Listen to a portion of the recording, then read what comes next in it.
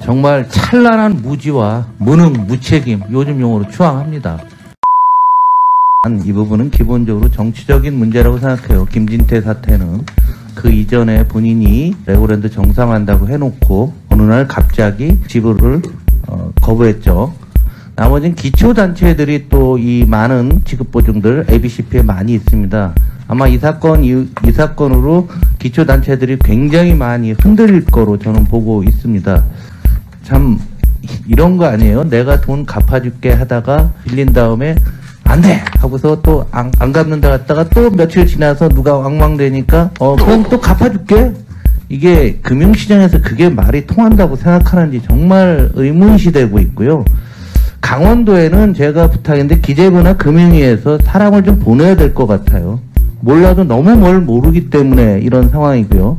이건 뭐 모라토리움이다라고 김진태가 그랬다는데요. 모라토리움은 내가 돈이 없거든. 그러니까 좀 있다가 내가 요렇게 해서 계획돼서 갚아줄게 이런 거고, 지금 김진태가 한 일은 채권 만기 전날 오늘부터 못 갚아요 한 겁니다. 완전히 틀린 거예요. 정말 찬란한 무지와 무능, 무책임, 요즘 용어로 추앙합니다. 강원도는 아셔야 될 것 같습니다. 강원도에서 민자유치 사업 못합니다. 금융시장에서 절대 강원도는 김진태가 있는 한 ABCP건 지방청은 안 살 거로 저는 생각이 돼요.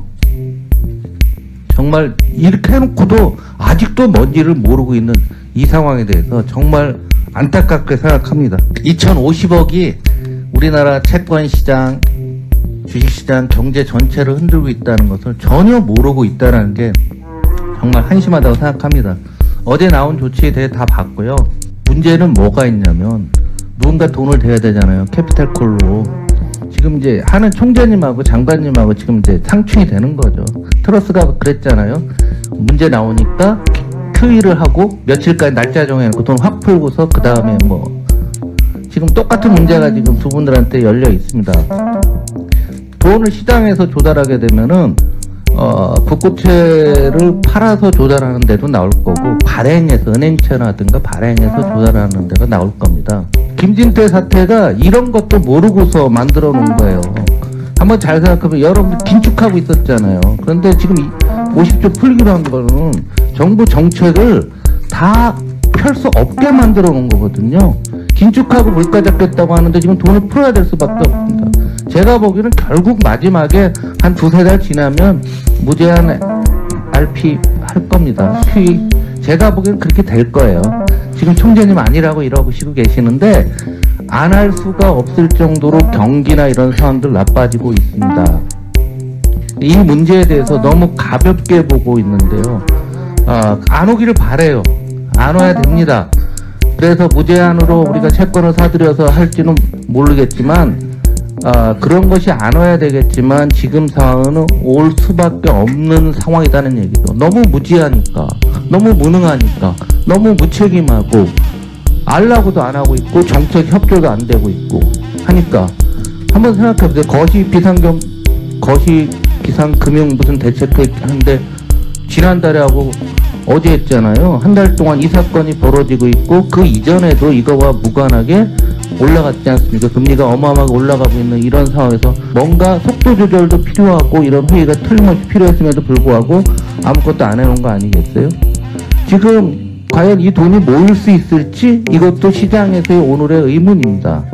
그러면 뭔가 팔든가 아니면 채권을 더 발행하면 금리는 더 올라가게 되고 이런 상황이 되는 거죠. 그런데 지금 보험사나 연기금이 엔드 투자가들이 지금 돈이 없잖아요. 보험사는 돈이 없고 연기금 다 해외 투자하고 있고, 좀 이거로 끝냈다고 생각하시면 안 되고 오늘부터 다시 또한 준비를 들어가야 된다고 생각합니다. 기본적으로 자금 조달 어떻게 해야 될지, 시중의 유동성을 어떻게 풀어줄지에 대해서 장관님하고 총재님하고서 좀 말씀을 해주시기 바랍니다. 예, 좋은 말씀 감사합니다. 예.